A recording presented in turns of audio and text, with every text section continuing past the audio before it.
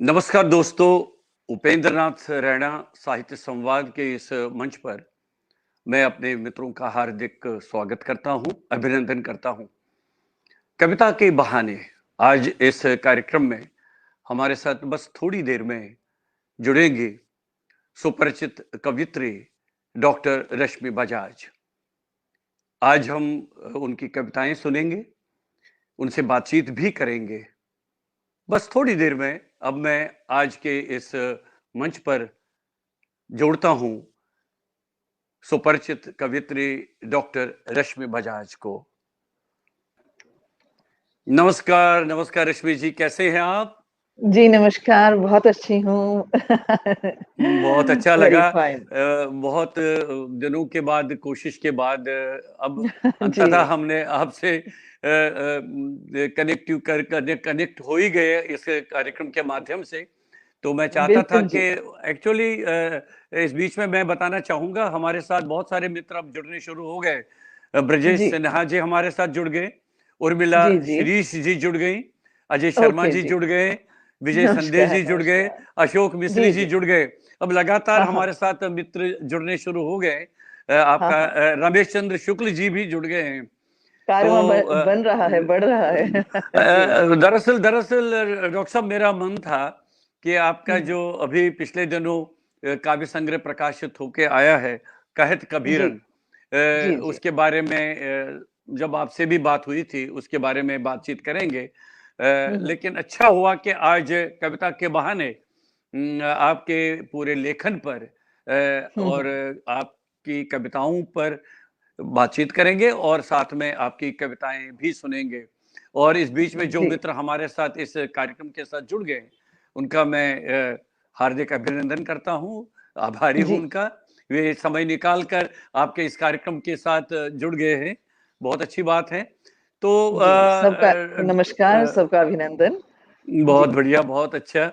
तो मैं मित्रों से ये भी निवेदन करूँगा, अगर वे चाहें, इस कार्यक्रम के लिए आप अपनी टिप्पणियाँ देते रहिए, लाइक करते रहिए, और जो कुछ भी आपको अगर रश्मि जी से पूछना है उनके लेखन के बारे में, उनकी कविताओं के बारे में, और ख़ास करके कबीरन शब्द पर मैं विशेष आज ध्यान देना चाहूँगा, तो इसके बारे में, और साथ में अगर उनकी इच्छा तो इस आज के इस कार्यक्रम को लाइव ही साथ-साथ में शेयर भी करते रहें, बहुत अच्छा लगेगा।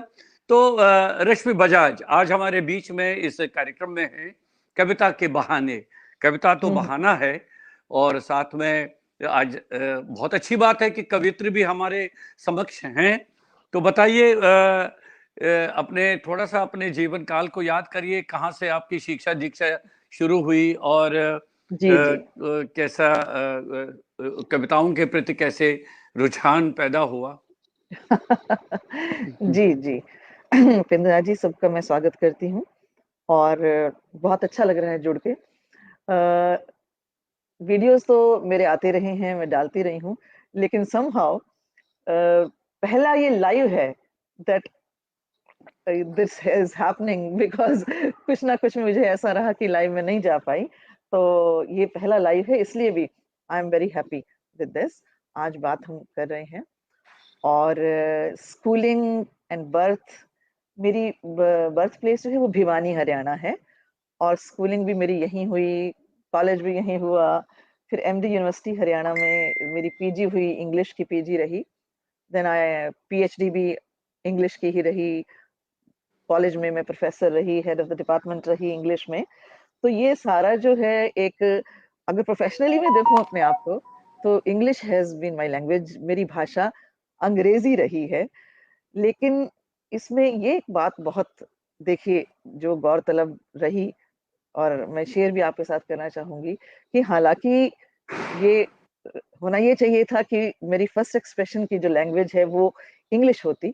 लेकिन जब मैंने क्रिएटिव राइटिंग की, रचनात्मक लेखन किया, तो उसमें हिंदी में ही मेरे भावों का प्रस्फुटन हुआ।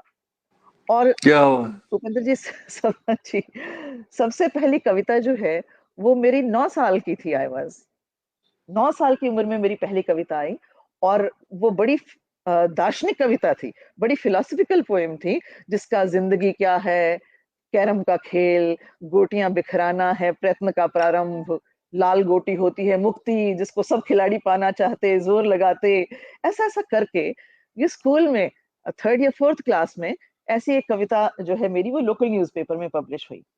और जब भी क्रिएटिव राइटिंग की बात हुई, रचनात्मक लिखने की, तो वो इंग्लिश उसमें नहीं आती थी, वो हमेशा हिंदी आई। फिर व्हेन आई ग्रू अप, मैंने कॉलेज ज्वाइन किया, तो उसके बाद भी जो संकलन मेरे बाद में आने शुरू हुए, कॉलेज के साथ भी जैसे अलग कविताएं आती रहीं थोड़े थोड़े टाइम के बाद भी सारी। और ये होता था कि मैं यूथ फेस्टिवल में भी जो पार्टिसिपेट करती थी, I have been all round best and all that, वो चलता रहता था, बहुत कुछ वैसा कई साल तक चला। तो उसमें भी ये होती थी कि मेरी कविताएं अपनी ही रचित होती थी, जो कि मंचों से प्रस्तुत होती थी। तो वो भी चलता रहा स्टूडेंट लाइफ में, वो भी हिंदी। फिर उसके बाद जब मेरा संकलन आया पहला, वो 98 में आया, वो भी हिंदी में आया। और जितने भी कविता संकलन हैं वो सारे हिंदी में आए हैं। लेकिन जो एक क्रिटिसिज्म का वर्क जिसको आप कहेंगे, वो विमेन इंडो एंग्लियन पोइट्स 96 में, वो काफी इंटरनेशनली एक्लेम्ड वर्क है। यूएस लाइब्रेरी ऑफ कांग्रेस ने उसको बेस्ट बुक्स में सेलेक्ट किया 96 की। तो वो जो है वो इंग्लिश में है, it has reach many countries, सब रिसर्चेज में कोट होता है। ये इस माइल ऑफ जो जिसको कहते हैं मील का पत्थर, वो वाली किताब है, वो इंग्लिश में आई। तो मुझे लगता है कि कहीं ऐसा रहा भाषाओं में कि जब ज्यादा बौद्धिक बात करनी थी या दिमाग की बात करनी थी, तो इंग्लिश वाज रिजॉर्टेड टू। लेकिन जब दिल के दिल से बात करनी थी, तो शायद कहीं हिंदी जो है वो आई। और दूसरी क्या बात बात ये है। कि मुझे समाज से जुड़ना था उपेंद्र जी। जो चीजें हो रही थी आसपास, मुझे अपने आसपास के समाज में जो चीजें हो रही थी, उसके बारे में लोगों से बात करनी थी। कहीं कुछ संदेश था। I felt the need to connect. और मुझे ये पता था कि मैं दिल से ही ये बात कर पाऊंगी। और वो दिल से बात जो है वो हिंदी में ही हुई, और ये यात्रा जो है वो चलती रही जी। बहुत बढ़िया, बहुत अच्छा। वैसे भी आपने हिंदी कविता के माध्यम से एक नया मुहावरा जिसको कहते हैं, वो स्थापित किया है। जिसके मतलब जिसके आधार पर रेशमी बजाज को और एक कवियत्री के रूप में और उनकी कविताओं को पहचाना जाता है, उस पर तो हम बातचीत करेंगे। लेकिन जी। रश्मि जी, आज तक आपके 5 कविता संग्रह मुख्य रूप से प्रकाशित हुए हैं और जो बहुत ही चर्चित रहे हैं। तो मैं ये जानना चाहूँगा कि छः छः छः। मतलब छठा छठा तो आपका वो कहत कबीरन है, वो जो अभी हाँ जी, हाँ जी, उससे पहले पिछले 5 जी। उससे पहले 5 आए हैं। तो जी, जी। उसके बारे में भी बात करेंगे। हुँ, क्या हुँ। आपने शुरू में क्योंकि कई लोग ऐसे हैं ना, जैसे जो लोग संगीत में आते हैं, किसी को गुरु धारण करते हैं, जी, जी। जिसको या किसी को प्रेरणा मानते हैं, जिसके आधार पर वे फिर उस विधा में आगे बढ़ते हैं। तो हुँ, हुँ, हुँ। आपने कविता को ही चुना पूरी जी। साहित्य विधाओं में, नहीं तो गद्य हुँ, भी हुँ। था, कहानी, उपन्यास जी। या आलोचना, खैर हुँ, हुँ, उसमें हुँ। भी आपका दखल है। लेकिन कविता को ही मूल रूप से केंद्र बिंदु मानकर क्या किसी को गुरु के जी। रूप में आपने ग्रहण किया, या हुँ, कई हुँ। लोग ऐसा मानते हैं ना कि हम अपने गुरु खुद ही हैं? तो क्या आपके बारे में क्या कहा है? उपेंद्र जी, एज़ सच गुरु धारण करना वाला जो है, वो मेरे साथ इतना कुछ नहीं रहा। लेकिन हाँ, ये ज़रूर था कि जब मैं छोटी थी तो घर में जो पेरेंट्स हैं, वो father was professor of Sanskrit. और उनके साथ जो है उनकी जो मित्र मंडली है या जो लोगों के साथ इंटरेक्शन होता था when I was very young, तो उसमें ये होता था कि घर में लोग आ रहे हैं, साहित्यिक मित्र उनके होते थे और वो आया करते थे। मैं 2 लोगों को याद करना चाहूँगी जब मैं बच्ची थी। एक तो हमारे कॉलेज में पापा के साथ होते थे सतनाम सिंह खुमार, हुँ, हुँ, हुँ। प्रोफेसर सतनाम सिंह खुमार, वो उर्दू के शायर, साइकोलॉजी के प्रोफेसर थे और बहुत अच्छा लिखते थे, उर्दू के शायर। एक हमारे हरियाणा के राज्य कवि भी रहे, वो उदय भानु हंस। यहाँ तो उनका भिवानी में उस टाइम होना होता था जब मैं स्कूल में पढ़ती थी। अब वो घर आ रहे हैं, बैठ रहे हैं, उस किस्म का माहौल है, वो अपने शेरो-शायरी सुना रहे हैं, मैं भी सुन रही हूँ।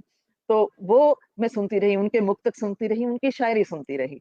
तो जब मैं बड़ी हो रही थी, तो मेरे पास ये दोनों इन्फ्लुएंसेस काम करते रहे। फादर संस्कृत में थे, लेकिन उन्होंने किया हुआ जो था Sanskrit to English MA in Sanskrit to English medium था। वो इंग्लिश भी आती रही। तो तीनों जो भाषाएँ हैं, वो मेरे साथ होकर गुज़रती रहीं। अंग्रेज़ी है, हिंदी है, उर्दू है, और एक माहौल जो घर में था, वो शुरू से साहित्य का रहा। खूब साहित्य का माहौल रहा, और कविता ने तो लगता है जैसे कि खुद मुझे चुना, क्योंकि जब बहुत इंटेंसिटी भावों की आती थी, तो अगर मैं उसको कुछ और नहीं उसका फैलाव नहीं हो पाता था। वो इंटेंसिटी जब मुझे हिट करती थी, जो तीव्रता शिद्दत से आती थी, तो मैंने हमेशा देखा कि वो या तो कविता में ढल गई या वो शेर में ढल गई। और दूसरी बात ये है कि टेम्परामेंट से मैं बहुत बातें नहीं कर सकती। जैसे एक ये होता है ना कि आप खोल के बात कर सकते हैं, बहुत ज़्यादा लगातार बात कर सकते हैं, हालाँकि 1 घंटे में तो शायद बहुत बातें आपसे हो जाएँगी। तो मुझे विस्तार में बहुत ज़्यादा मैं जा नहीं सकती हूँ। चीज़ों को समेट कर संक्षिप्त रूप में और सारगर्भित रूप में, गागर में सागर की तरह अगर कह दिया जाए, तो मेरे को वो विधा ज़्यादा अनुकूल रहती है बात करने की। इसलिए मुझे लगता है कि कविता का संग जो है वो मेरे साथ शुरू से कविता ही रही। बहुत जी। बढ़िया। तो याद है थोड़ा बहुत पहली कविता कौन सी थी आपकी, जिसको पहली जिसको लगा, कविता, रश्मि रश्मि को लगा कि हाँ ये कविता मैं होती है, कवि हूँ। अब मैं कविता ही लिख सकती हूँ। जी जी। अच्छा, वो उपेंद्र जी, एक कविता ऐसी थी जिसने मुझे मेरे से मिलाया कि मैं एक कवि हूँ, क्योंकि उस पर स्टैम्प भी लग गई। ये एक बहुत ऐसा इंसिडेंट है जिसको मैं ज़रूर ज़िंदगी में नरेट करना चाहूँगी। हम लोग Indian institute of advance studies Shimla गए थे। तो वहाँ पर हम लोगों का कोई कोर्स चल रहा था, जिसे ट्रेनिंग के लिए जाते हैं। तो उधर जाना हुआ वहाँ, और एक बहुत बड़ी जो नामचीन साहित्यकार हैं, जो दिग्गज हैं, उनकी उपस्थिति में उनका एक वो कवि गोष्ठी जो है, पोएट्री कांग्रीगेशन सब लैंग्वेजेज़ की, वो मिलके चल रहा था। मैंने तब थोड़ा लिखना शुरू किया था। मेरे पास सिर्फ़ अपना एक टाइप्ड पेज था, कविता के टाइप्ड पेजेज़ थे, और मैं वहाँ पर गई। तो हमारे साथ जो लोग थे, हमारे जो प्रोफ़ेसर इंचार्ज थे, वो तो ऐसे ही बच्चों के टूर पे ले गए थे, जो वो ट्रेनिंग पे आए हैं, चलिए हम घुमा लाते हैं, क्या वहाँ प्रोग्राम चल रहा है। तो वहाँ पर मेरी मित्र ने उनसे कहा कि डॉक्टर साहब ये अच्छा लिखती है, आप एक बार देखो, अगर ये और नए पोएट्स की बात करते हैं कुछ हो, तो आप इनसे कविता पढ़ाइए। मुझे अब तक याद है कि वो कितने द्वंद्व में थे। एक तरफ से उनका जो मानव हृदय है और जो सेंसिटिव हृदय है, वो कहे कि मना कैसे करूँ? दूसरी तरफ से उनको ये डिलेमा कि इतने दिग्गज कवियों के बीच में मैं, जिसको जानता नहीं, जिसकी कविता का पता नहीं, उसको मैं उतार कैसे दूँ?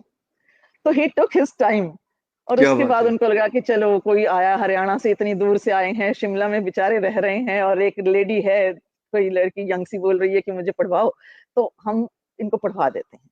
तो वो कविता मेरी पहली कविता थी जो मैंने पढ़ी, और वो एक टर्निंग पॉइंट ज़िंदगी में आ गया। क्या बात क्योंकि है। उसके बाद जितने लोग वहाँ मौजूद थे, उन्होंने ये कहा कि आज की शाम की उपलब्धि रश्मि बजाज की कविता है।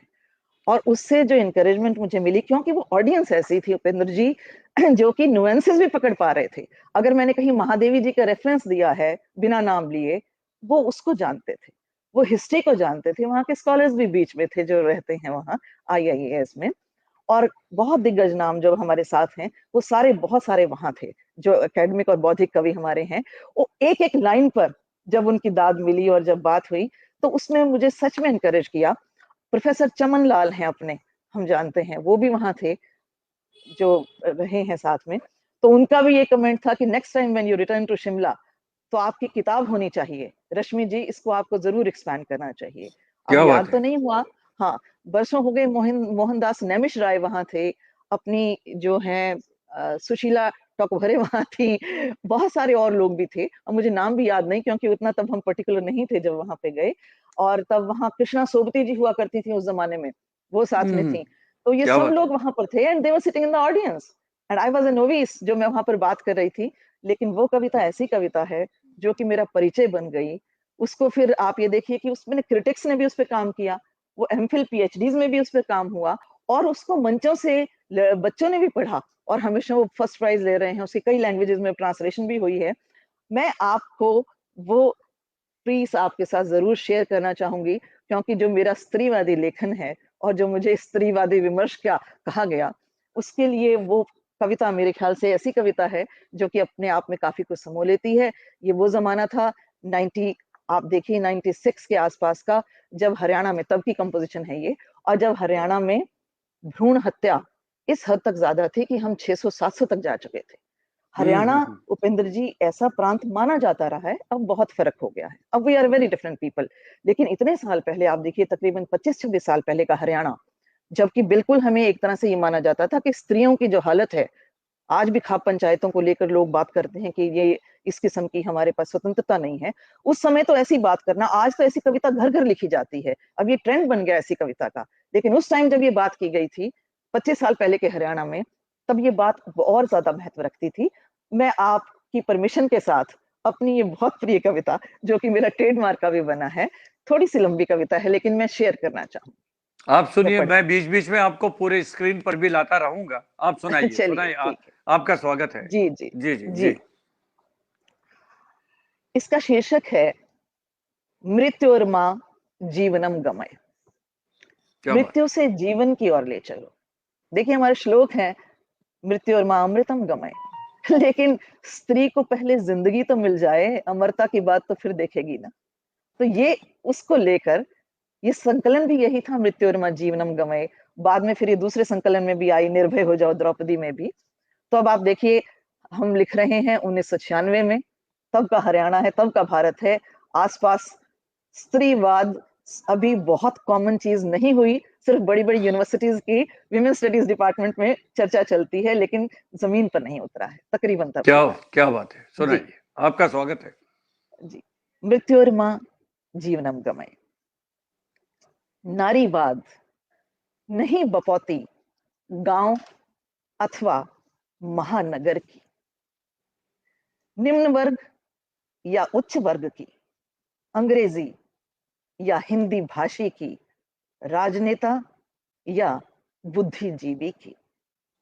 क्रंदन है यह अस्तित्व की उस पीड़ा का, जो आंकड़ों में ढल तो जाती है पर चैन नहीं पाती। त्रासदी है यह गर्भ में सिमटी पड़ी मेरी उस बेटी की, जो भ्रूण हत्या के भय से पनप नहीं पाती। ज्वाला है यह धधक रही अनगिनत चिताओं की, जो सदियों से आज तलक बुझ नहीं पाती। चाह है यह अनंत के सौंदर्य व विराट के साहचर्य की। चाह है यह अनंत के सौंदर्य व विराट के साहचर्य की, जो आदि सृष्टि से है मुझे सताती। स्वप्न है यह अर्धनारीश्वर की सार्थकता का, जो बहुत चाह कर भी नहीं हो पाता वास्तविकता। औरत, वुमन, स्त्री शब्द हो कोई, क्या फर्क पड़ता है। औरत, वुमन, स्त्री शब्द हो कोई, क्या फर्क पड़ता है। हर देश काल भाषा में रक्ताश्रु सिक्त मेरी कथा है। मेरा नारीवाद राम की मर्यादा, लक्ष्मण की रेखा, भीम की गदा और कृष्ण प्रदत्त चीर से कहीं अधिक चाहता है। मेरा नारीवाद राम की मर्यादा, लक्ष्मण की रेखा, भीम की गदा और कृष्ण प्रदत्त चीर से कहीं अधिक चाहता है।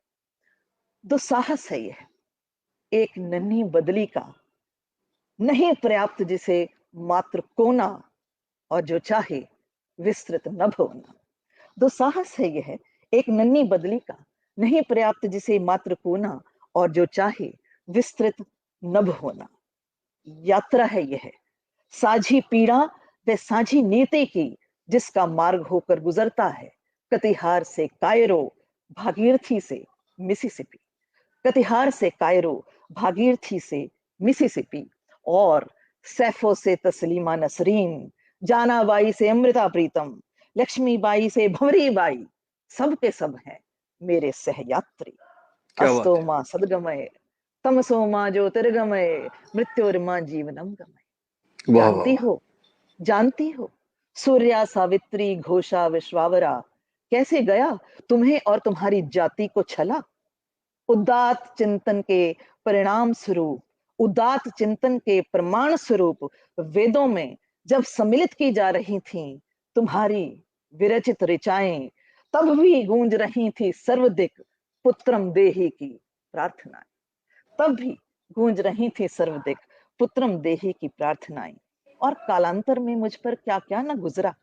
राणा का विष प्याला मैंने पिया, खाक छानी जंगलों की, हो हब्बा, लल्ला आरिफा, सिल्विया प्लैथ, मारीना स्वेतयावा, सारा शगुफ्ता बनकर करनी पड़ी है मुझे कई बार आत्महत्या। शंकराचार्य ने वेद पाठ मात्र का हक छीना। बचती फिरती हूँ फतवों से मैं बन तस्लीमा, मेरा फतवा लेकिन है वो फरमाने खुदा। खुदा था जो आदम की उस पसली पर जिससे मेरे अल्लाह ने है मुझे रचा।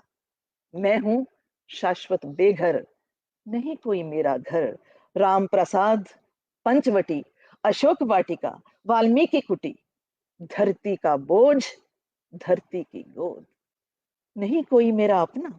अर्जुन को छीन पांच पतियों में बांटने वाली कुंती, जुए में दांव पर लगा डालने वाले पति, प्रतिज्ञाबद्ध क्लीव भीष्म पितामह, अथवा महाप्रस्थान वेला में मेरे देह त्याग को न्याय संगत ठहराते धर्मराज।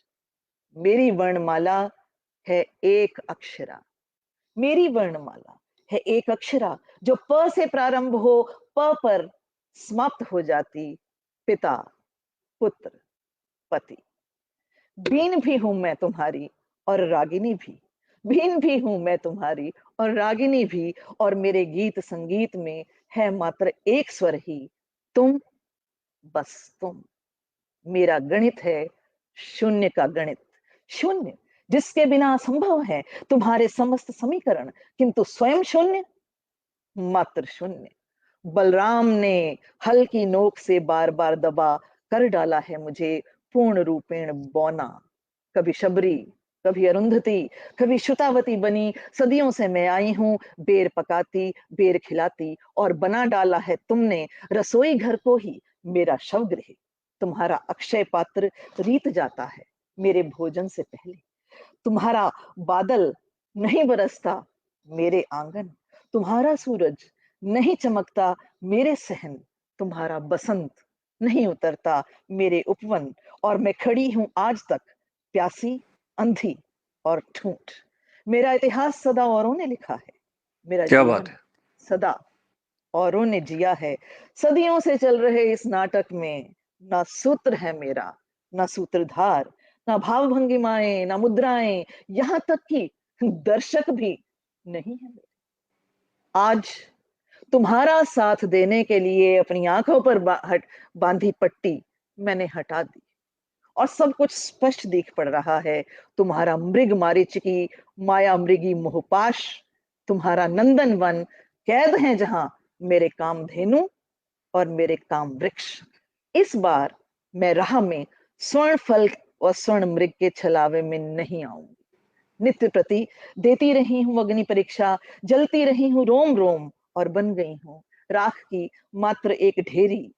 भीतर की सुलगती चिंगारी ने किंतु मेरा साथ दिया है, और मैंने राख से स्वयं पुनर्जन्म लेने का ककनूसी धर्म सीख लिया है।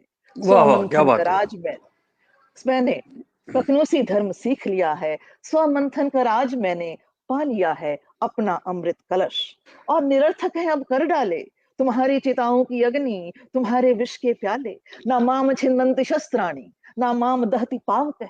काल की यज्ञ वेदी पर बैठ करती निर्भय वेद मंत्रोच्चारण, साहस की अंजलि में भर जागृति का जल, ले संकल्प की हवि, डाल रही हूं मैं आहुति, और कर रही हूं आह्वान आज एक नए युग का। कन्याम देही, कन्याम देही, कन्याम देही। क्या बात है, क्या बात है, क्या बात है। जी वाह वाह, बहुत बढ़िया। ये बहुत वातावरण को बहुत ही गंभीर बनाया आपने, और जी इतना धारा प्रवाह रूप से आपने इसका वाचन किया कविता का, और अपने आप जी, में धन्यवाद। बहुत बहुत बहुत सशक्त कविता है, बहुत। और स्वाभाविक रूप से जैसा कि आपने कहा है कि इस कविता से ही आपकी पहचान शुरू हो गई है, और ये आपकी सही रूप में पहली कविता थी। जी हाँ, सही रूप में जिसको कहेंगे वो पहली कविता। क्या बात है, क्या बात है। तो क्या उस समय इसका प्रकाशन कहाँ हुआ था?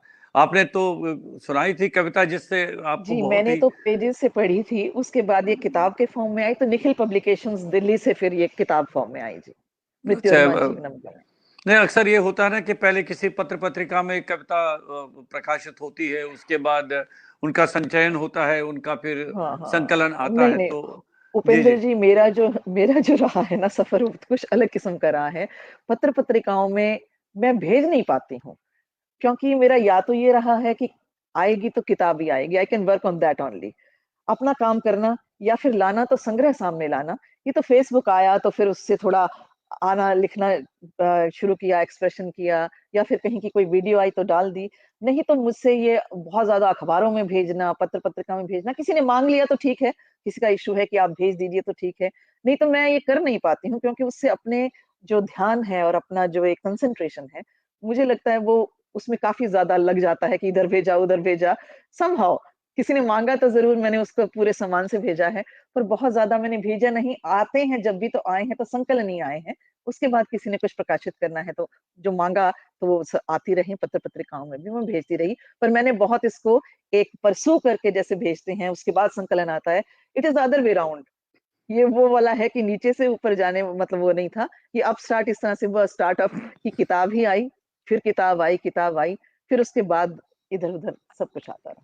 जी। तो जैसा कि आपने शुरू में ये कहा अपने वक्तव्य में कि हरियाणा की जो स्थिति थी उन दिनों, उस पर जी, उसी उसी भाव-भूमि को लेकर आपकी ये जी। बहुत अच्छी रचना है। मैं कहूँगा कि बहुत सशक्त रचना है और इतनी लंबी कविता के माध्यम से बात को कहना और उसको सस्टेन करना, अपने आप में बहुत बड़ी बात होती है। और ऊपर से जो आपका वाचन रहा, बहुत ही प्रभावशाली रहा, बहुत ही थैंक यू जी, बहुत अच्छा रहा। थैंक यू, थैंक लेकिन अब क्या लग रहा है आपको यू। जी, जो आपने चिंता व्यक्त की थी उस समय इस कविता जी। के माध्यम से, हुँ, हुँ। जैसा कि जी, आपने कहा कि स्त्री विमर्श पर आधारित कविता है।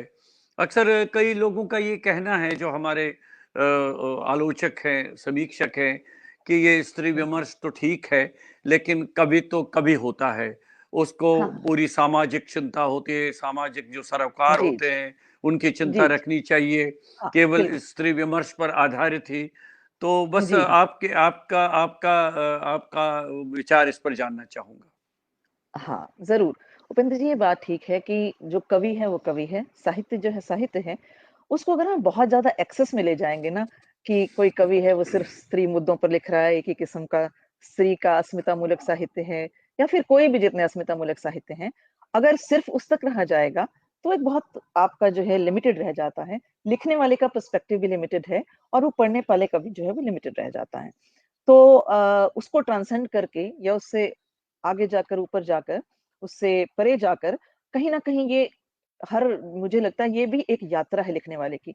जैसे मैं अपने को अगर देखूँ, तो एक लड़की भारतीय समाज में, फिर एक औरत, इस तरह से चलूँ तो, एक वो था कि जो शुरू का जो पेन था, क्योंकि वो है ना, मेरा जिस तरह ये कहते हैं कि वियोगी होगा पहला कवि, आह से उपजा होगा जो गान। होगा मेरी गान 2 जी, जी, जी। हाँ, हाँ। हाँ, मेरी 2 पंक्तियाँ ये हैं कि आहत होगी पहली कवित्री, प्रतिरोध से कविता जन्मी होगी। क्योंकि आप क्या थेरी बात है! गाथा को उठा लीजिए। जी, हुँ, प्रतिरोध से कविता जन्मी होगी। आप थेरी गाथा को ले लीजिए, जो भी अर्लीएस्ट वुमेन राइटर आपकी हुई हैं शुरू से, आप देखिए उनके अंदर प्रतिरोध है, क्योंकि वो जो समाज से एक आया ना स्थिति, तो वो तो पीड़ा और व्यथा आपकी आई ही है। लेकिन धीरे-धीरे जैसे वो एक्सप्रेशन पाएगी, अभिव्यक्ति पाएगी। लेकिन जैसे-जैसे हम अपनी यात्रा में आगे चलते हैं, तो जो दूसरे एस्पेक्ट हैं, वो भी आने लगते हैं। जैसे मेरा फिर फलक विस्तृत होता गया, और सामाजिक जो विषय हैं, उन पर भी बात होती गई। जो फिलॉसफिकल हैं, दर्शन भी आता गया बीच में। वो बाद वाले जो अपने 2 कलेक्शंस हैं मेरे, अपना 2018 का जुरत ख्वाब देखने की, और अभी जो कहत कबीर अनाया, इसमें फ़लक इस किस्म का है कि सब किस्म की जो हैं कविताएँ वो आई हैं। क्योंकि एक ही किस्म का विमर्श जब चलता है, और फिर मैं कई बार देखती हूँ कि वो विमर्श अतिवादी हो जाता है। उस अतिवादी विमर्श को, कोई भी विमर्श जो है वो बहुत दूर फिर लेकर नहीं जा सकता, क्योंकि वो एक पॉइंट आ जाता है जबकि वो आपको, क्योंकि साहित्य में अगर आपको सोच को परिष्कृत भी करना है, और कुछ भी करना है तो उसके लिए एक ऐसा नहीं होना चाहिए कि हम सिर्फ एक ही उस पर चल रहे हैं, या वो इतनी तलखी बढ़ा दी कि बल्कि वो और विभाजनकारी हो गया, वो आप और जो अपना पर्पस जो है साहित्य का, वो डिफीट होने लगा आपका। उतना ज़्यादा जो है स्त्रीवादी विमर्श मुझे लगता है, उसकी जगह अगर हम मानवतावादी विमर्श रखेंगे ना, तो वो उसमें सब आ जाता है। एक अच्छा मानव जब क्या बनता बात है, है! मैं तो मैं अच्छे मैं मा एक्चुअली जी। मैं वास्तव में इसी बिंदु पर आना चाह रहा था। सही बात जी, है। जी, जी। जी, जी, जी, हाँ। जी। तो लेकिन ये है बहुत कि जहाँ-जहाँ जिस-जिसकी आवाज़ नहीं उठी है ना, उसके देखिए बात तो करनी पड़ेगी। चाहे वो नहीं आ पाए, जिनकी पीड़ा है, तो चाहे वो स्त्रियाँ हैं, चाहे वो दलित हैं, चाहे आदिवासी हैं, चाहे वो दमित हैं, एक और भी दमित हैं, जिनकी बात हम नहीं कर पाते, क्योंकि वो हमारे उच्च वर्ग में, निम्न वर्ग में या गरीब में, ऐसे वो कहीं भी फिट नहीं होते, लेकिन पीड़ा तो उनकी भी पीड़ा है।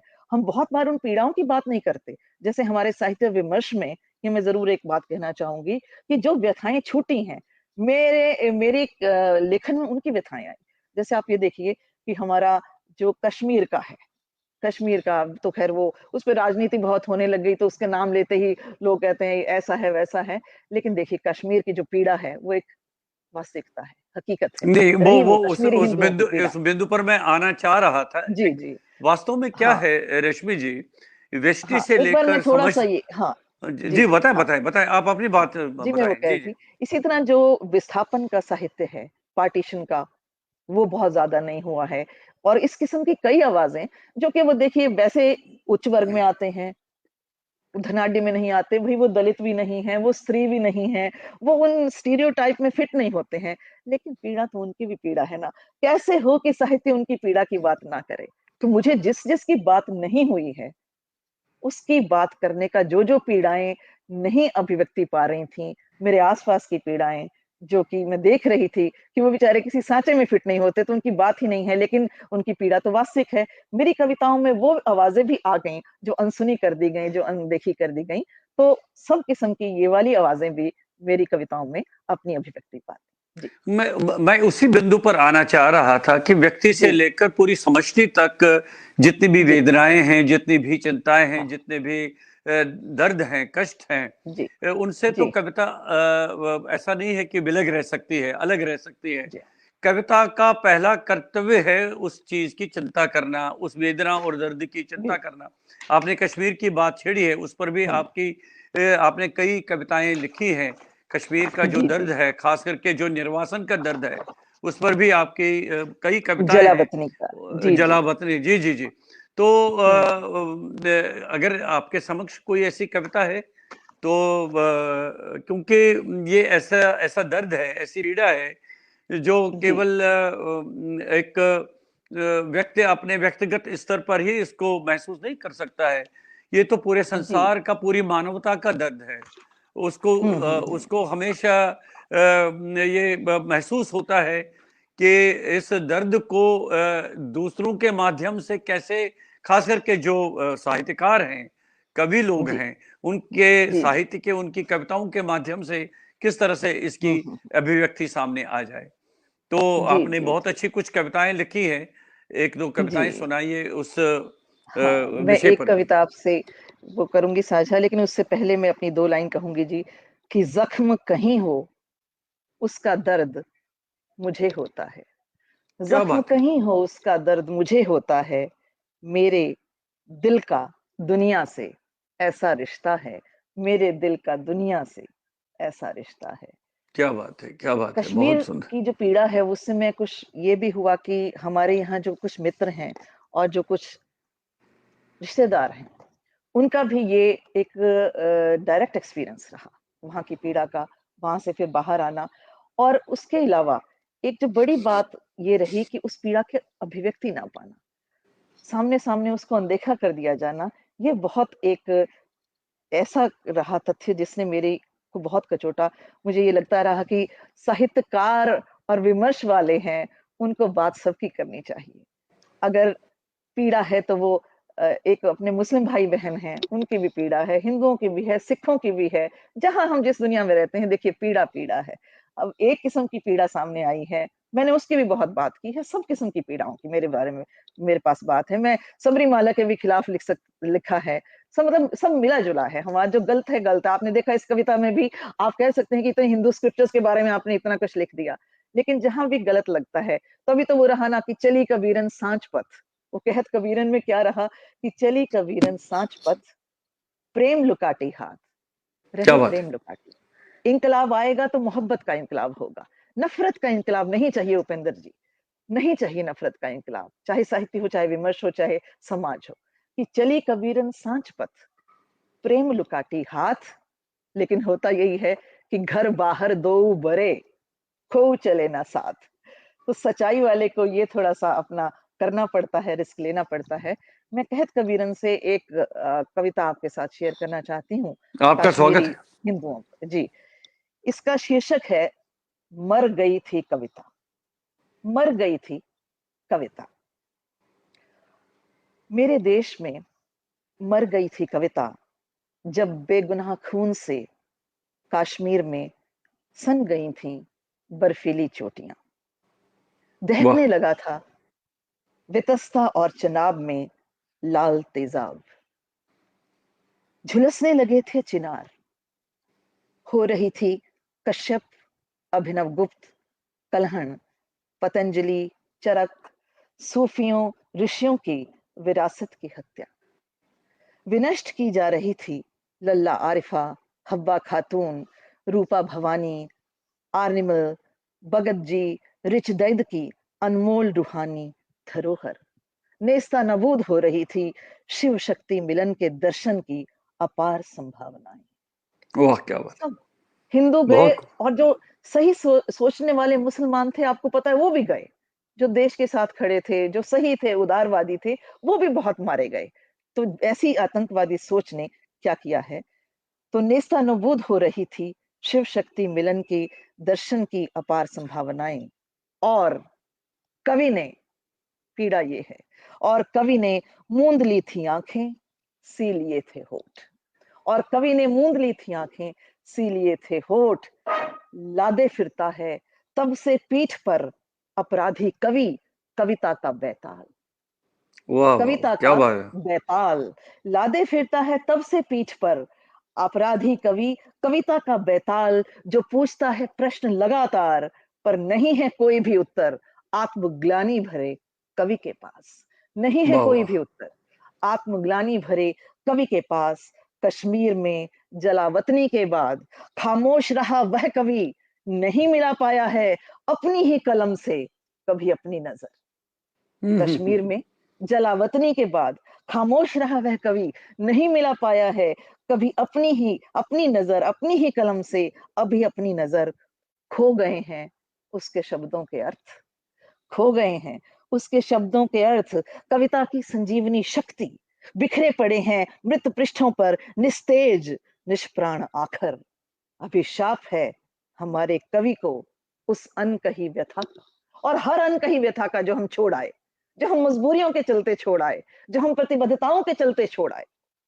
अभिशाप है हमारे कवि को उस अनकही व्यथा का।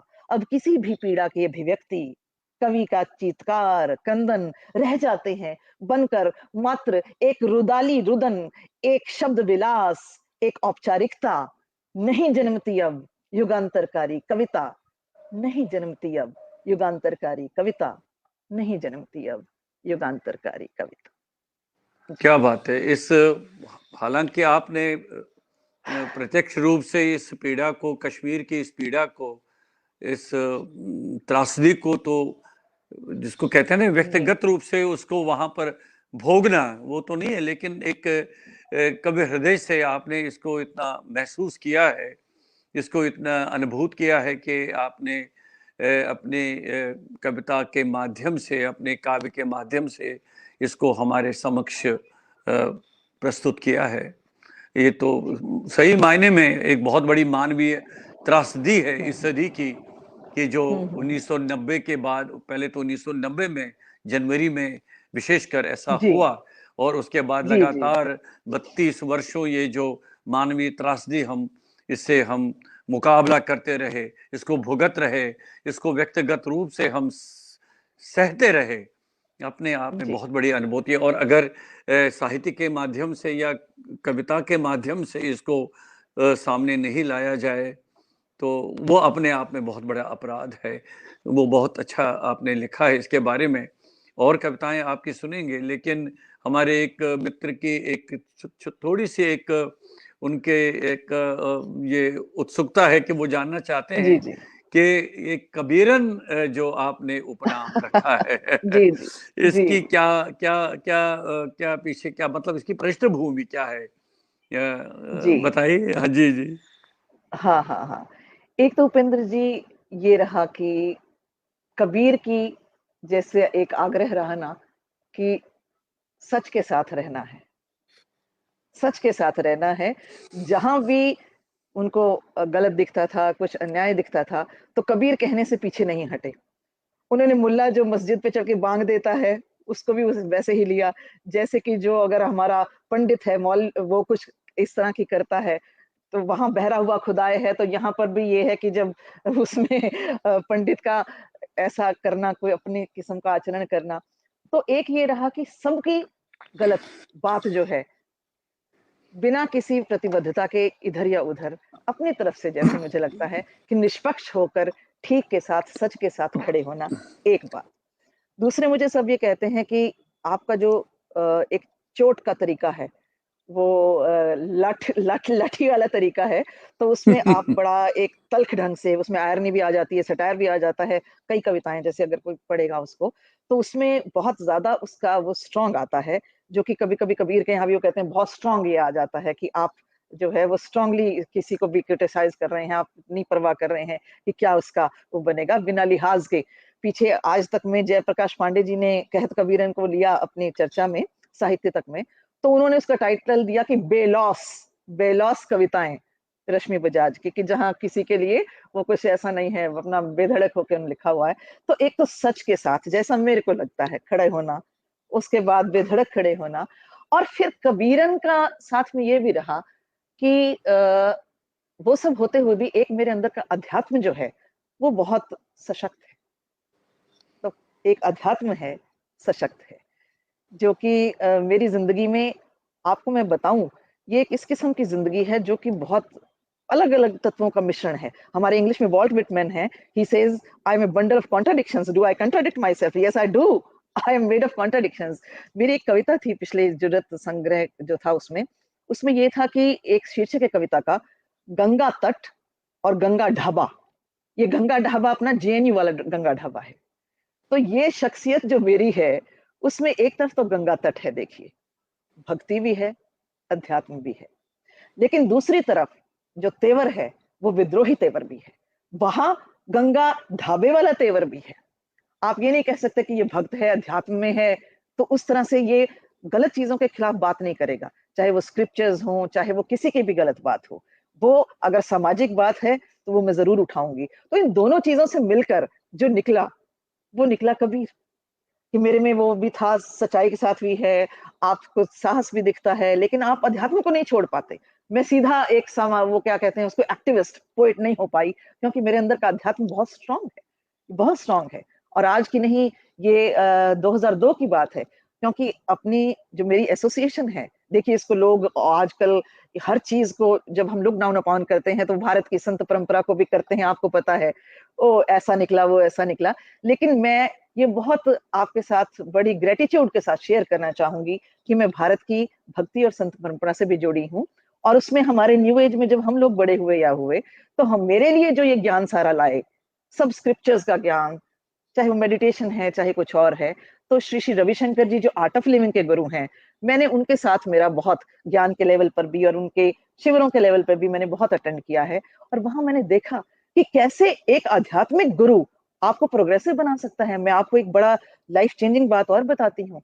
एक बार ऋषिकेश में उनका शिविर था, जो कैंप लगते हैं, तो बड़ा एक हज़ारों लोग उसमें इकट्ठे थे। अब मेरे तो वो है ना, गंगा ढाबा है मेरे अंदर। जैन आप ये मानिए, मैं हाफ कम्युनिस्ट तो हम है ही है, जो ऐसी बात उठाते हैं। अब मैं वहाँ इतनी बड़ी सत्संग में खड़े होकर, वो धर्म की बात चल रही थी, और उसमें मैंने खड़े होकर उनसे गुरुजी से पूछा, जिसमें आस-पास के लोगों ने फिर मुड़ के देखा कि ये बंदी कर क्या रही है? इतनी बड़े उसके आगे डायरेक्ट टेलीकास्ट था, कितने देशों में लाखों लोग देख रहे थे।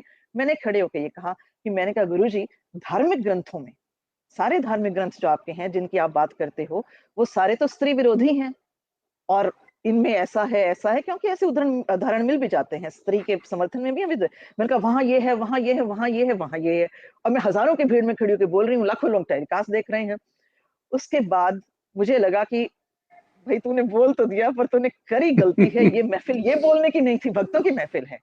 लेकिन वो एक ऐसे संत हैं, जिन्होंने मुझे ये कहा, मैं आज भी उन्हें प्रणाम करती हूँ। उन्होंने इतनी शांति से उस बात को लिया और मुझे कहा, "हाँ, तो है ना, ऐसा तो है। हमारे धर्म ग्रंथों के साथ बिल्कुल ये समस्या तो है और कारण ये है इसका कि वो पुरुषों द्वारा रचे गए हैं। ये एक आध्यात्मिक मास्टर बोल रहे हैं कि वो पुरुषों द्वारा रचे गए हैं। अब आप लोग ऐसा क्यों नहीं करते? आप उन ग्रंथों को दोबारा लिखिए ना। आप धार्मिक ग्रंथ दोबारा रचिए। जो आप जैसी स्त्रियाँ हैं, जो आप जैसे सोचने वाले लोग हैं, जिनका धर्म अध्यात्म में भी जो उतर चुके हैं, जो धर्म ग्रंथ पढ़ चुके हैं, जो अध्यात्म में भी रूटेड हैं, आप ऐसा क्यों नहीं करते कि आप नया धर्म बनाइए? आप नए धर्म ग्रंथ लिखिए ना। आप लोग आगे आइए ना, आप नया धर्म ग्रंथ लिखिए। एंड आई स्वेयर, निर्भय हो जाओ द्रौपदी, उसकी इमीडिएट बाद की रचना है। जो क्या फिर बात निर्भय हो जाओ द्रौपदी की बहुत बात हुई, जहाँ मैंने बहुत किस्म से नई बात की। फिर स्वयं सिद्धा आई, स्वयं सिद्धा में मैंने सारी बात की, अष्टावक्र की बात की, जेंडर जो इश्यूज़ थे उनको जोड़ा, धर्म के साथ जोड़ा, अध्यात्म के साथ जोड़ा, वो बातें उठाई। तो एक जो प्रोग्रेसिव धर्म है, जो लिबरल धर्म है, जो नया धर्म है, नए युग का धर्म है, जिसमें सबको समान होना चाहिए, जिसमें कोई भेदभाव नहीं, चाहे वो जाति है, चाहे वो धर्म है, ये संदेश भी मुझे और साथ में आपने नफ़रत नहीं करनी, हिंसा नहीं करनी, प्रेम से चलना है, मोहब्बत से चलना है, ये मैंने वहाँ से सीखा है। और ये मेरे जीवन का एक बहुत इम्पोर्टेंट हिस्सा है। अगर मैं इसको निकाल दूँ, तो वो सिर्फ़ एक एक्टिविस्ट बन जाएगा, सब इश्यूज़ के लिए। वो कबीर नहीं रहेगा, उसका अध्यात्म चला जाएगा। और क्या प्रेम बात लकुटिया हाथ, जी, प्रेम लकुटिया हाथ, तो प्रेम की लकुटी मेरे हाथ रही। जी। बहुत बढ़िया, बहुत अच्छी व्याख्या भी की आपने और इसको आपने अपने हिसाब से बहुत अच्छी तरह से परिभाषित भी किया। लेकिन पूरे परिप्रेक्ष्य में मेरी भी एक चिंता है जो मैं यहाँ पर जी, आपके समक्ष रखना चाहता हाँ, हूँ। ज़रूर, ज़रूर। अक्सर अक्सर ये देखा गया है कि देखिए ना, अगर जो आपने कहा कि एक ईमानदार कवि की जो कविता में ईमानदारी आनी चाहिए, आपको बहुत ही हुँ, ईमानदार रहना चाहिए अपनी कविता के माध्यम से, हुँ, क्योंकि हुँ, हुँ। जब आप एक कवि के रूप में किसी रचना को समाज के समक्ष, एक पाठक के समक्ष प्रस्तुत करते हैं, जी, उसको बहुत सामने रखते ज़िम्मेदारी, हैं, बहुत बहुत ज़िम्मेदारी है। ज़िम्मेदारी के साथ। और इसमें केवल ईमानदारी के साथ-साथ आपकी नैतिक ज़िम्मेदारी भी बहुत बनती है। लेकिन बिल्कुल, लेकिन बनती है। रश्मि जी, कष्ट तब जब जी, होता है कि जो कविता का मूल मंत्र है, कविता का जो मूल उद्देश्य है, कविता का जो मूल धर्म है, उसको हुँ, भूलकर जब हम उसमें एक पॉलिटिकल कविता को एक पॉलिटिकल स्टेटमेंट की तरह यूज़ करने लगते हैं, जी, जी, तो तब जी, क्या आपको लगता नहीं है कि जो कविता का मूल धर्म है, वो तब हुँ, डिफीट हो जाता है, पराजित हो जाता है, वो केवल एक जी, पॉलिटिकल जी, स्टेटमेंट की तरफ रहती है, तो फिर हाँ, एक हाँ। पॉलिटिकल स्टेटमेंट, एक प्रस्वारता के बीच में और एक अच्छी ईमानदार कविता के बीच में फिर अंतर क्या रह जाता है? इस पर आपकी टिप्पणी चाहूँगा। जी, जी। देखिए ऐसा है कि सब तरह की कविताएँ हमारे पास आती हैं। जैसे कि आप देखिए कई जो हम में से कवि लिख रहे हैं, वो स्त्रीवाद के साथ काफ़ी ज़्यादा जुड़े हुए हैं, तो वो भी एक नारा बन के सामने आ जाता है। अब अगर आदिवासी रचना है, दलित रचना है, तो वो एक नारा बन के सामने आ जाती है। या जो अल्पसंख्यक विमर्श है, आजकल तो देखिए विमर्श इतना बाँट दिया, इंसान को इतना बाँट दिया कि इतने ज़्यादा उसके अंदर आपको दिखेंगे बहुसंख्यक विमर्श। वो भी मैंने देखा, वो जो हम बीसी विमर्श, ओबीसी विमर्श, कितना-कितना विमर्श। तो मानव कहाँ है? मानव विमर्श कहाँ है? मैं आपको एक बात बताती हूँ। अपने सब जो श्रोता हैं और जो पाठक हैं, जो मेरे को सुन रहे हैं इस वक़्त, देखिए हम क्या कर रहे हैं, गलती एक और कर रहे हैं। हम क्या सोचते हैं कि जो दलित है, जो आदिवासी है, जो मुस्लिम है, जो स्त्री है, वो हर वक़्त सिर्फ़ उसी मनस्थिति में रहते हैं कि उनकी ज़िंदगी में भी और कुछ नहीं है। ये लोग भी जो हैं, ये भी अपनी खुशियाँ चाहते हैं। ये लोग भी उस दायरे से बाहर आना चाहते हैं। ये लोग भी मानवीय खुशियाँ रखते हैं, मानवीय अस्मिता रखते हैं और सबसे बड़ा जो साहित्य है, वो साहित्य है जो बात तो करे पीड़ा की बात करे, लेकिन उसके बाद आपको उस पीड़ा पे मरहम लगाकर एक इंसान के रूप में आपको सामने लाए, समाज को भी वो मरहम दे, उसमें भी वो अपनी एक सौंदर्य दे, सौंदर्य बोध दे और लोगों का मन बदले। जब हम बहुत ईमानदार नहीं हो रहे हैं, सिर्फ नारा छोड़ रहे हैं पीछे, तो वो कविता ठीक है, वो पॉलिटिकल एक्टिविज्म हो सकता है, वो विमर्श एक्टिविज्म हो सकता है, लेकिन उससे मानव समाज की या पूरा जो साहित्य है, उसके कोई उससे उससे उससे उसका कोई जो है हित नहीं समझता। मुझे लगता है कि अगर हम पूरा परिप्रेक्ष्य देखें, तो हमें सब किस्म के विमर्श की बात करनी चाहिए, लेकिन मानवीय विमर्श जो है, अस्मितामूलक जितने विमर्श हैं, उससे बड़ा एक मानवीय विमर्श हमको साथ रखना चाहिए, जहाँ सबकी बात होनी चाहिए, पूरे मानव की बात होनी चाहिए, पूरी मानवता की बात होनी चाहिए।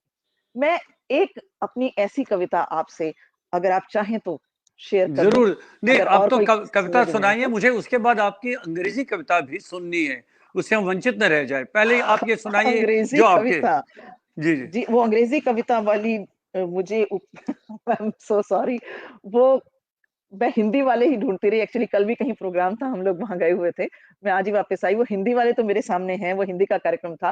वो अंग्रेजी वाली किताब ना इधर उधर हो है कहीं, वो मेरे पास वक्त कोई है बात नहीं, नहीं। तो आप सुनाइए जो आपकी इच्छा है इस समय, वो सुनाइए आप। मैं सुनाना चाहती हूँ और सबके लिए बड़े प्रेम से सुनाना चाहती हूँ, सबके लिए। जितने विमर्श हैं वो भी मेरे विमर्श हैं।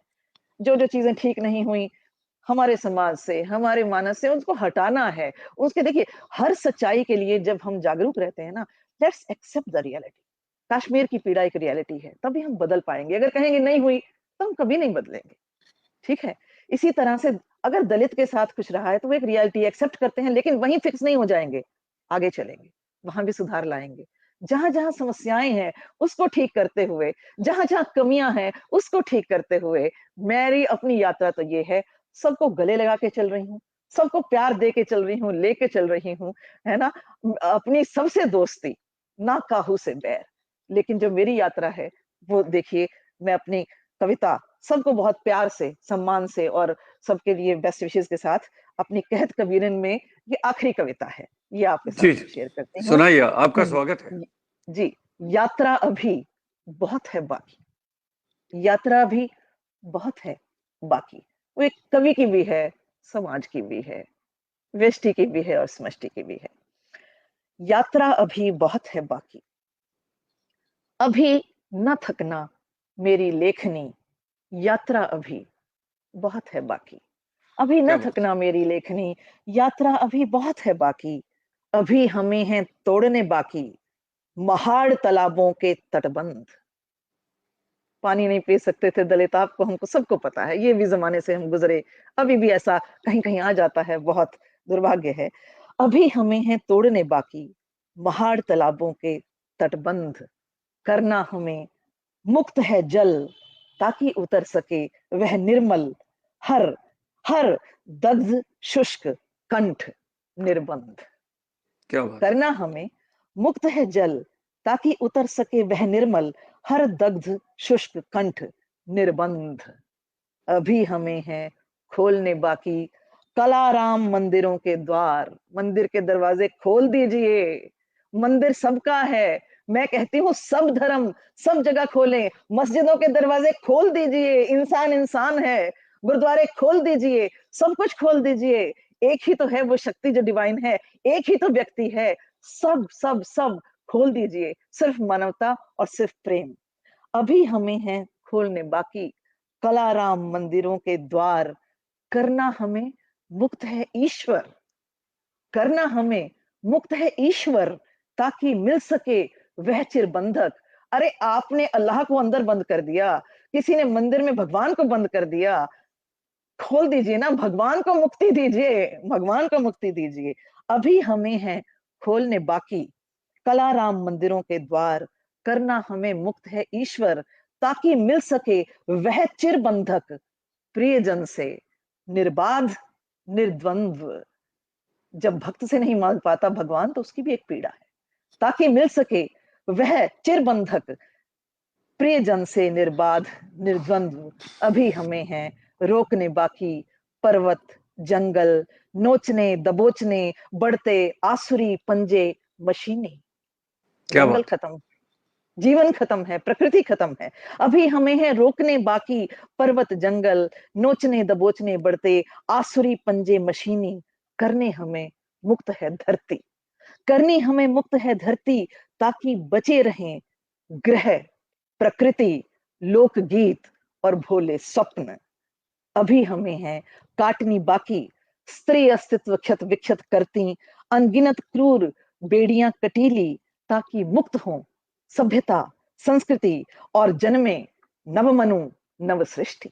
ताकि मुक्त हो सभ्यता, संस्कृति और जन्मे नवमनु नव सृष्टि। और अब देखिए, अभी हमें है पहुंचने बाकी, अभी हमें है पहुंचने बाकी अभागी आंखें, आंसू उपेक्षित, जिनकी उपेक्षा की है वो आंसू भी न उपेक्षित किए जाएं। ये कवि का धर्म है, ये कवि का धर्म है कि अभी हमें है पहुंचने बाकी अभागी आंखें, आंसू उपेक्षित, करने मुक्त विमर्श साहित्य हैं दम घोटू कलू कोठरियों से।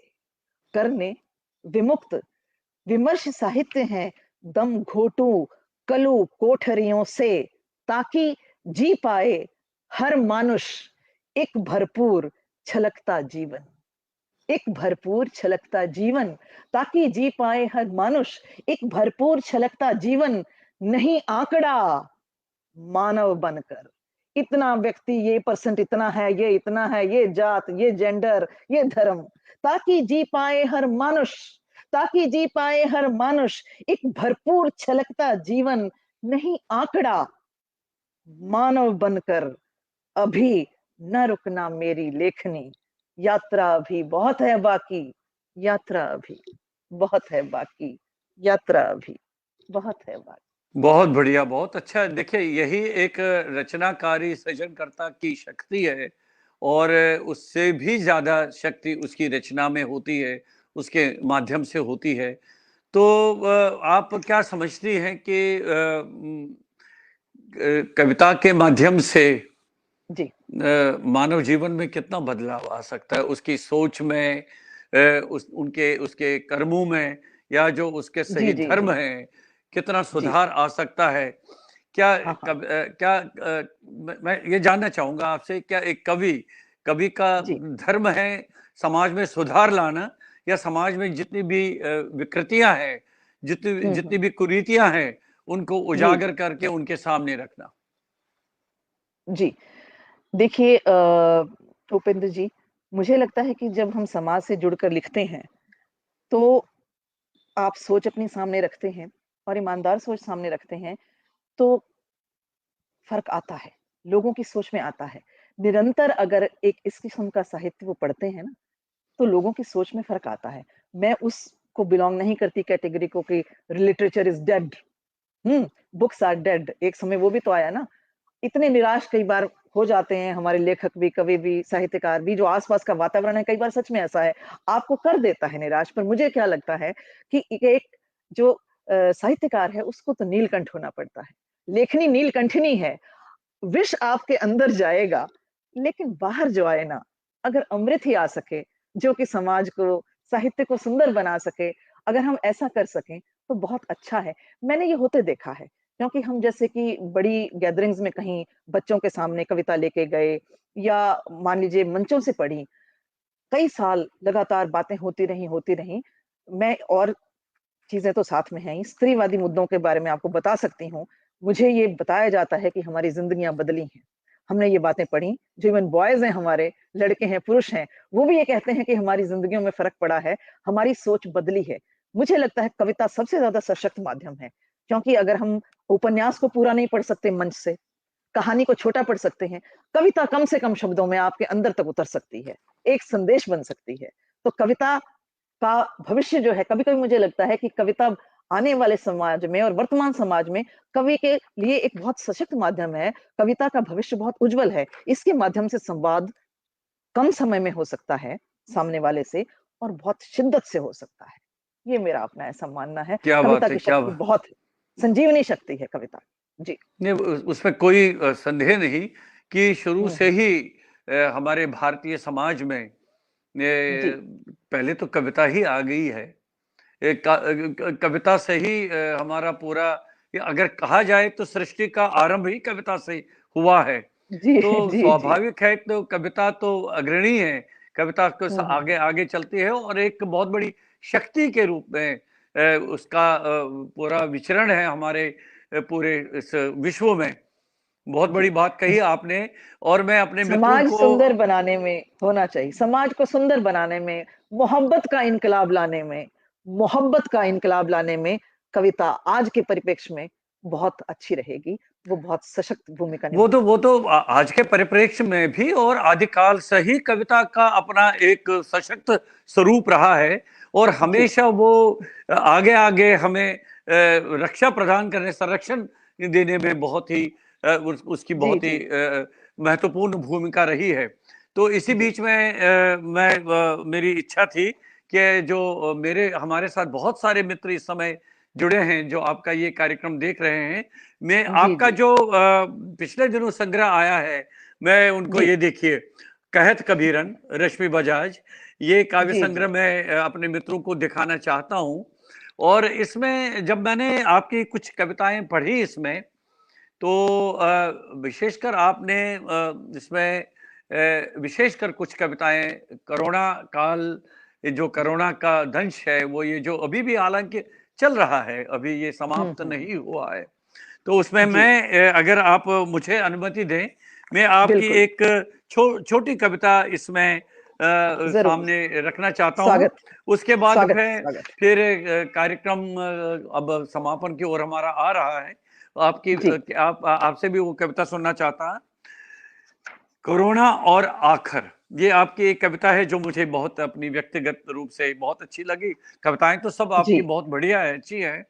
अब यह सिर्फ कवि की कल्पना ही नहीं, एक जिंदा हकीकत है जो साल दर साल लगातार खटखटा रही है, हमारे सारे दरवाजे बजा रही है, दरवाजों के बाहर लगी खौफजदा दिलों के अंदर घनघनाती कॉल बेल, हम में से बहुतों के पास शायद नहीं है अब बहुत से साल। जी, ये दूसरा जब लहर आई थी, उसमें बहुत दूसरी खोया लहर हमने, बहुत, 2020 में हमने अपने बहुत सारे प्रियजनों को उन बहुत दिनों खोया, खो दिया, बहुत सारे, बहुत बहुत सारे।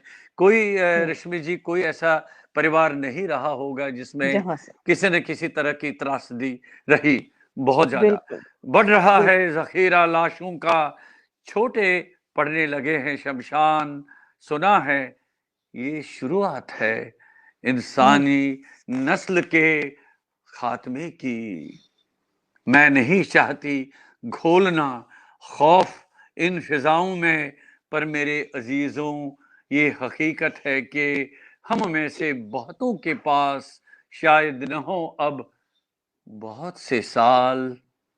मैं नहीं चाहती, मैं नहीं मैं नहीं चाहती छोड़कर जाना अपना ख्वाब अधूरा। मैंने उतार दी हैं दरवाजे से सारी तख्तियां, उखाड़ फेंके हैं दीवारों से सारे पोस्टर, और लिख दिया है सब जगह एक ही आखर, मोहब्बत, मोहब्बत, मोहब्बत। क्या बात है! ये बहुत अच्छी कविता मुझे लगी आपकी, बहुत ही सशक्त कविता है, बहुत ही सशक्त कविता है। तो आपसे जानना चाहूँगा, एक व्यक्ति के रूप में तो आपने कोरोना काल का ये महासंकट आपने भी व्यक्तिगत रूप से झेला है, लेकिन जी, कविताओं के माध्यम से भी आपने इसको हुँ, अभिव्यक्त किया है। क्या-क्या जी। साहित्यिक साहित्यिक गतिविधियाँ क्या रहीं आपकी इस काल में? कोरोना काल में उपेंद्र जी साहित्यिक गतिविधियाँ अगर देखिए तो कुछ लाइव प्रोग्राम चल रहे थे, कुछ मेरी कविताएँ लिखी जा रही थी ये वाली, हो रहीं। उस वक़्त का जो मनस्थिति है, वो बहुत एक अजीब किस्म की मनस्थिति रही, मैं आपको बताऊँ। और मैं देख रही थी कि हमारा जो है किस-किस तरह से मन उसमें चलता है, जिसका एक्सप्रेशन उसमें आया कि निराशा, घोर निराशा और घोर पीड़ा का समय था। हर दिन आप फ़ेसबुक खोलते हैं तो वहाँ कहीं और खोलते हैं तो कुछ और। मृत्यु, मृत्यु, मृत्यु, मृत्यु ही जैसे ज़िंदगी बन गई थी। परिवार में के अपने नाते रिश्ते में भी ऐसे आते रहे। उसके बाद घरों में बंद रहना, आपके आस-पास के जो लोग हैं, उनके साथ ना मिल पाना, ये एक अलग किस्म का जो सारा एक्सपीरियंस है वो रहा। और मैंने देखा एक कवि का मन जो है ना, उसने कई तरह से इसमें अपने आप को डाला कि एकदम से बहुत निराशा आई। कुछ कविताओं में मैंने वो पीड़ा और निराशा भी मेरी व्यक्त होती रही, वो आई। फिर एक अंदर का जब ग्राफ बहुत नीचे चला जाता है, फिर वो जो होता है ना, हम कहते हैं कि कहीं न कहीं से वो हिम्मत आने लगती है और आपका थोड़ा ऊपर का ग्राफ बनने लगता है। फिर उस समय अंदर से ही कोई शक्ति आती है कि जो आपसे ऐसी बातें कहलाती है कि नहीं, हर कवि बन जाए एक कविता, ऐसा कुछ होना चाहिए और हमें सकारात्मक होना चाहिए। उस किस्म की बातें भी उसमें आती रहीं। और अब आप ये देखिए कि उस वक़्त भी ये हमारे पास पहुँचता रहा कि जो नेट से आया कि घर में डोमेस्टिक वायलेंस बढ़ गई। आप ये देखिए ना किस हम्म। तरह से कितने-कितने आयाम होते हैं। जो स्त्रियों के विरुद्ध जो हिंसा घरों में होने लगी थी, वो हिंसा बढ़ गई। ये एक पूरा इंटरनेशनल सर्वे आने लगा। मैं उससे भी बहुत हैरान थी कि देखिए घर में रह रही हैं, अब ये देखिए कि कोरोना वायरस आपका कुछ नहीं कर रहा है। स्त्री के साथ क्या-क्या बनती है कि कोरोना वायरस आपका कुछ नहीं कर रहा है, लेकिन आपको असुरक्षा कहाँ हो रही है? जो अपने घर के व्यक्ति हैं, उनसे आपकी असुरक्षा आ रही है। आपकी समस्याएँ जो हैं वहाँ से आपकी हिंसा आ रही है, वहाँ से आ रही है।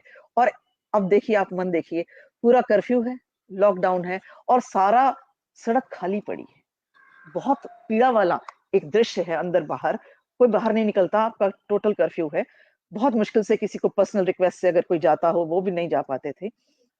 अब आप देखिए इस चीज़ को कि एक स्त्री, उसके लिए उस टाइम सड़क सुरक्षित थी। कितना बड़ा ये सामाजिक विद्रूप है आप देखिए। कोरोना वायरस की वजह से जब सड़क असुरक्षित थी और खाली थी, एक स्त्री के लिए तब सड़क कितनी सुरक्षित थी क्योंकि सड़क खाली थी। रात को भी सड़क खाली थी। उसमें अगर कोई बच-खुच के यहाँ से इधर-उधर निकल गया सड़क पे, तो आप सच मानिए, ये कइयों ने मुझे बाद में बात भी होती थी आपस में लड़कियों से, वो कहती थी, "यार डर नहीं लग रहा।"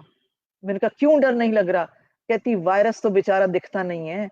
सड़क पे अगर हम निकल जाते, इस वक़्त रात को, तुझे क्या लगता है कि हम पे अटैक ना होता? वायरस तो करे ना करे।" आप ये क्या देखिए कि कैसी स्त्री होने की स्थिति से आप कभी भी तो मुक्त नहीं हैं। अब एक आप अगर वहाँ है, कोरोना है तो उसमें भी एक जेंडर डायमेंशन आपकी ऐड हो जाती है। मेरी एक छोटी-सी कविता है 30 सेकंड्स में मैं ये ज़रूर पढ़ूँगी, ये मेरे दिल के सुने बड़े करीब जरूर है। जरूर। आपका स्वागत है, कोरोना सुनाइए सुनाइए, बहुत जी, बढ़िया। कोरोना कोरोना और एकाकी स्त्री, ओनली वुमन, कोरोना और एकाकी स्त्री।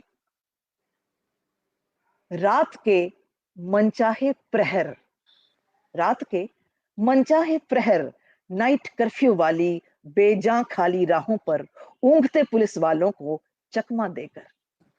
क्या रात बात है, के क्या बात। मनचाहे प्रहर, नाइट कर्फ्यू वाली बेजां खाली राहों पर ऊँघते पुलिस वालों को चकमा देकर छिप-छुप छिप-छुप रास्ते बदल पहुँच मनचाही सड़क पर। छिप-छुप रास्ते बदल पहुँच मनचाही सड़क पर, भरती है कुलाचे मृग छौने की तरह, आह्लादित एकाकी स्त्री।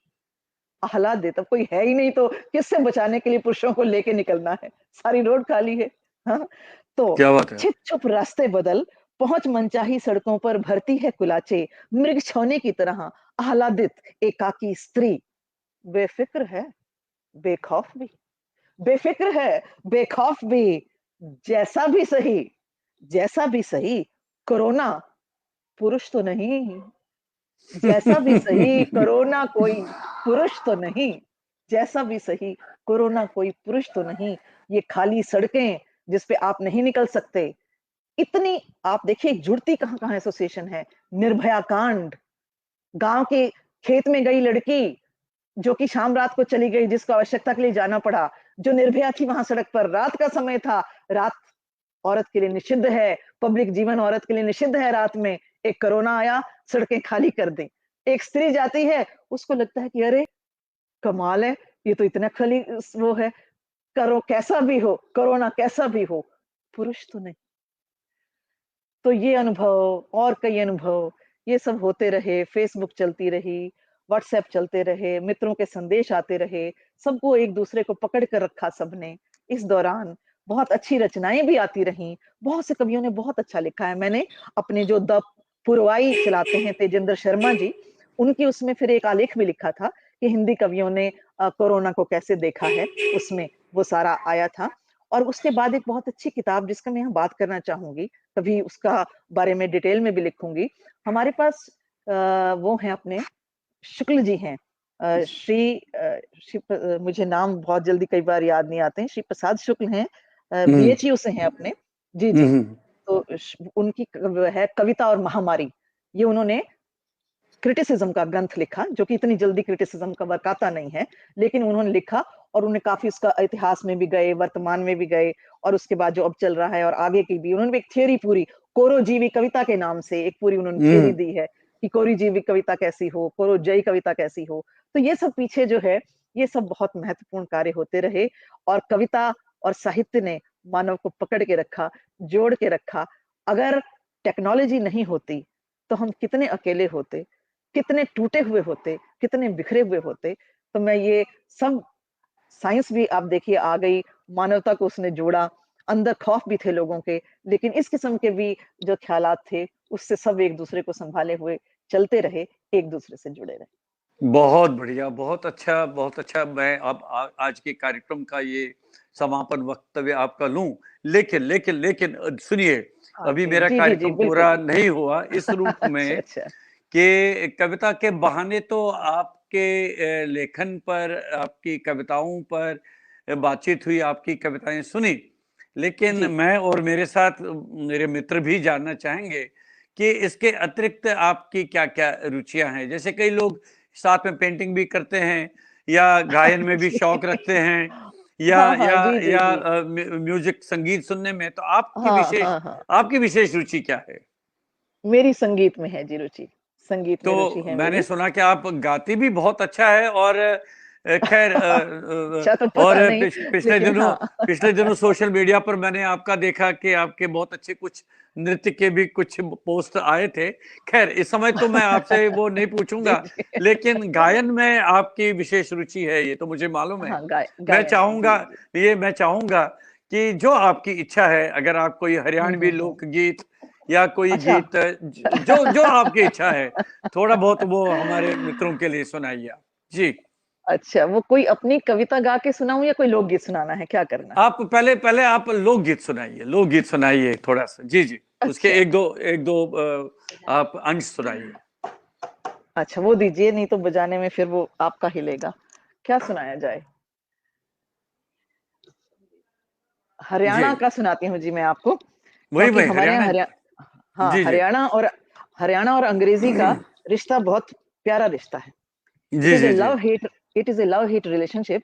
और आप मानिएगा कि एक ज़माना वो भी था जब हमारे बच्चे क्लास में अगर इंग्लिश में रोल कॉल ले लो ना, तो उसमें ही वो प्रोटेस्ट कर देते थे। अरे अंग्रेजी में लेवे है, अंग्रेजी में पढ़ावे है कि मतलब देयर वाज़ अ टाइम। हुँ, उसके हुँ, बाद हुँ। तो ख़ैर बहुत ज़माना बदल गया, वो पुरानी बातें हो गईं। लेकिन जो हरियाणा का गाँव है, उसमें एक लड़की का आना, कोई ब्याह कर लाता है और वो गाँव की जो है उस कल्चर में एक नई-सी चीज़ हो जाती है, गाँव वालों के लिए कोई फैशनेबल ब्याह के आ गई, तो वो एक ख़ास समा उसका एक अलग बन जाता है कि अंग्रेज़ी बोलती है, उस किस्म की बातें जो होती थी।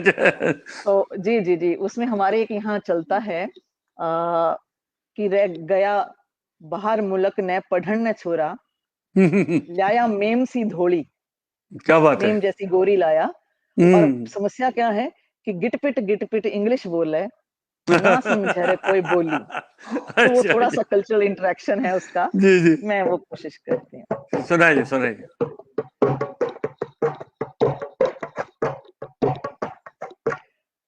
रह गया बार मुल्क ने पढ़न न छोरा, ल्याया मीम सी धोली।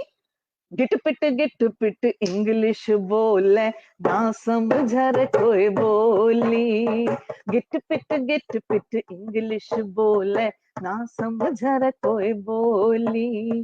बार मुल्क ने पढ़न न छोरा, लाया मीम सी धोली।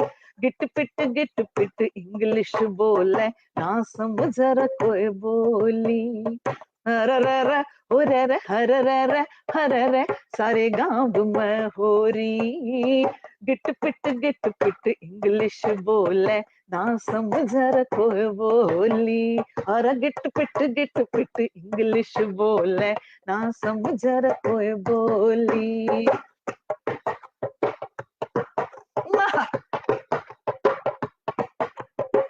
तीन टाइम वा तीन टाइम वा चा पीवे से, दो टाइम वा काफी। मारा भाई न्यू सोचन लाग गया, मांगे सरया लासी।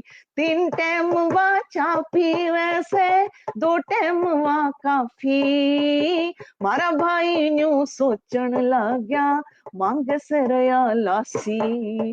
ठाके टोकना रे ठाके टोकना, लासी लाया वा बोली आई एम सॉरी। गिट पिट इंग्लिश बोले, ना समझ रे कोई बोली। गया बाहर मुल्क ने पढ़न न छोरा, लाया मीम सी धोली। गिट पिट इंग्लिश बोले, ना समझ रे कोई बोली। नर हर सारे गाँव में होरी। गिट पिट इंग्लिश बोले, ना समझ रे कोई बोली। ना रे समझ रे कोई बोली। रे गया बाहर मुल्क में पढ़न न छोरा, आया मीम सी धोली। गिट पिट इंग्लिश बोले, ना समझ रे कोई बोली। नर हर सारे गाँव में होरी। गिट पिट इंग्लिश बोले, ना रे समझ रे कोई बोली। वाह वाह वाह वाह, बहुत सुंदर बहुत सुंदर। ये तो हरियाणा में खूब गाते होंगे ये। हाँ जी, हाँ, गाते होंगे ये गीत हरियाणा में। हाँ हाँ, यहाँ बहुत फेमस है जी। मुझसे बच्चों ने, स्टूडेंट्स ने हमारे, बहुत बार ये बड़ी स्टेजों में और बड़ी महफिलों में, बहुत वो भीड़ें जो होती हैं उसमें खास गवाया, क्योंकि they would enjoy it more. कि अंग्रेजी की मैडम है, गिटपिट खुद करती है और उसके बाद वो ऐसा सुनाती है। तो सब बच्चे के लिए एक अच्छा एंटरटेनमेंट भी, म्यूजिक भी और फन भी हो जाता बहुत है बढ़िया, हमारे बहुत अच्छा, बहुत अच्छा, बहुत बढ़िया। अब अंत जी में जी जी। आप ये चाहती थी कि आप अपना कोई रचना सुनाएंगे और उसके साथ फिर हम आज का कार्यक्रम समाप्त करते हाँ हैं। तो आप हाँ अपनी रचना जी जी कौन सा जी। सुनाना चाहते हैं? वो मैं बस एक छोटी सी सुनाऊंगी। हमारे साथ जो जुड़े हुए हैं जी, उनमें रमाकांत शर्मा जी, अजय शर्मा जी, अरुण पासवान जी, वो रंजीता सिंह जी, विजय सिन्हा जी, और भी कई हैं, रितु माथुर जी, उर्मिला शिरीष जी, कमलेश भारती जी रहे, सनातन मिश्रा जी, और भी कई लोग हैं। ये कुछ एक नाम मुझे कुछ पता लगे हैं। तो इन सब का मैं बहुत धन्यवाद करती हूँ कि ये आज आए हैं। और एक मैं अब जो सुनाना चाहूंगी गा के, वो थोड़े जी से जी अपने शेर हैं जी, जो कि मैं जी आमतौर पर सुनाया करती हूँ। देखिए, दो तरह की कविता हमारी है। एक जो साहित्यिक गोष्ठियों की कविता है, एक जो मंच से हम पढ़ते हैं, जहाँ पर ज्यादा सब लोग सामने बैठे हैं, तो वो उस मुहावरे में रहती है जो सब तक बात पहुंच सके। तो मैं उसको गा के उसके साथ जी जी करूंगी। जी। जी। वो कबोरों की राह देखे है, वो कबोरों की राह देखे है, जिसे गंगा जमी पे लानी हो। वो कबोरों की राह देखे है, जिसे गंगा जमी पे लानी हो। हिम्मतों वाले पार उतरेंगे, क्या बात है। हिम्मतों वाले पार उतरेंगे। ये दरिया कितना भी तूफानी हो, ये दरिया कितना भी तूफानी हो। कहीं हो जुल्म तो खून खौल उठे, उसके बिना तो इंसान है ही नहीं। वेजिटेबल एग्जिस्टेंस है, हुआ ना हुआ बराबर है। कहीं हो जुल्म तो खून खौल उठे, कहीं हो जुल्म तो खून खौल उठे। न सिर्फ नाम की जवानी हो, क्या बात है, न बहुत सुंदर। सिर्फ नाम की जवानी हो। और अंतिम संदेश, अंतिम दो पंक्तियां। नींव में प्यार का पत्थर रखना, सबके लिए। व्यक्ति के लिए, समाज के लिए, जो मेरे एक्टिविस्ट हैं, जो मेरे विमर्श वाले हैं, जो मेरे प्रोटेस्ट वाले हैं, जो जहां भी हैं, जिनको जो भी चाहिए, एक बात है कि नींव में प्यार का पत्थर रखना, क्या बात है। नींव में प्यार का पत्थर रखना, जब इमारत नई बनानी हो, वाह वाह, जब बहुत सुंदर। इमारत नई बनानी हो, नींव में प्यार का पत्थर रखना, जब इमारत नई बनानी हो, जब इमारत नई बनानी हो, जब इमारत नई बनानी हो।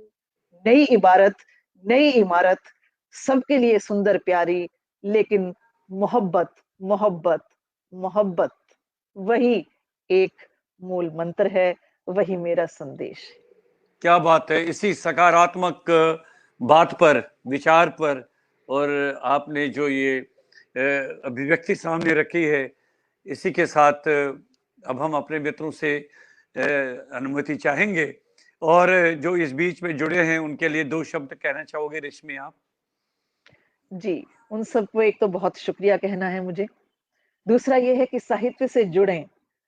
साहित्य व्यक्ति को सुंदर बनाता है, समाज को सुंदर बनाता है, और जो साहित्यकार हैं, वो आपस में जब जुड़ते हैं, तो अलग-अलग जो दिए कहीं-कहीं टिमटिमा रहे होते हैं ना, जब वो सारे एक साथ आते हैं, तो बहुत सारी रोशनी एक साथ हो जाती है, और वो रोशनी सब जगह पहुँचती है, और वो साहित्य और साहित्य वाले जब जुड़ जाते हैं, चाहे वो रचनाकार हैं, चाहे पाठक हैं, चाहे दर्शक हैं, तो एक सुंदर समाज का निर्माण हो सकता है, एक बहुत अच्छा माहौल हो सकता है।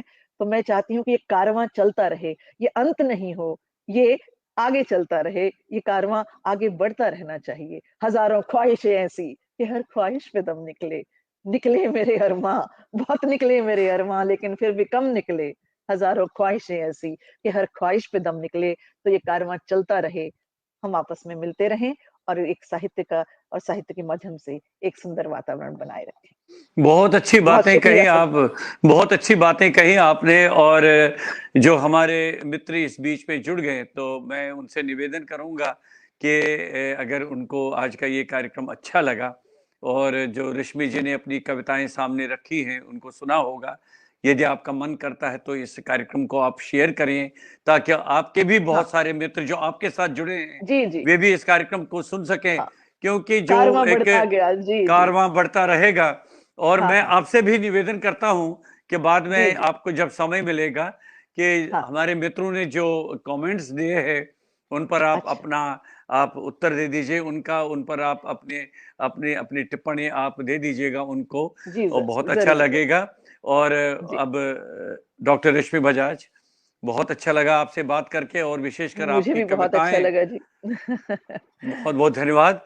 तो अब हम अपने मित्रों से आज का कार्यक्रम समाप्त करने की अनुमति लीजिए। मैं सबसे पहले आपका धन्यवाद करता हूँ। नमस्कार। जी, बहुत शुक्रिया आपका भी। नमस्कार, दुआएँ, नम मोहब्बतें।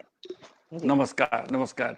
मित्रों, उपेंद्र नाथ रैना साहित्य संवाद के इस मंच पर आज कविता के बहाने कार्यक्रम में हमारे साथ उपस्थित थी भिवानी, हरियाणा से डॉक्टर रश्मि बजाज, सुपरिचित कवयित्री। इसके साथ ही मुझे आज का ये कार्यक्रम यहीं पर अब संपन्न करने की अनुमति दीजिए। सबसे आज्ञा चाहता हूँ। नमस्कार।